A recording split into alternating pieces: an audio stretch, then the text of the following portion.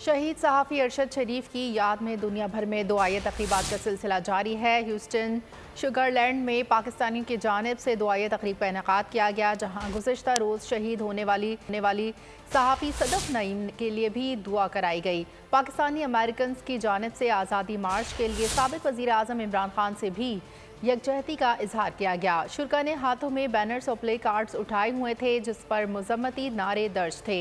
शुरा की जानिब से बाद नमाज मग़रिब अरशद शरीफ और खातून सहाफ़ी सदफ़ नईम के लिए फातिहा ख़ानी और मग़फ़िरत की दुआ भी की गई।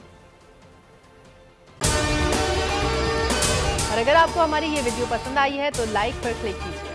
PTI का हकीकी आज़ादी मार्च सिर्फ बोल दिखा रहा है। 24 घंटे हकीकी आज़ादी मार्च, सबसे ज्यादा रील्स और सबसे ज्यादा रेटिंग्स के साथ बोल रहा नंबर 1।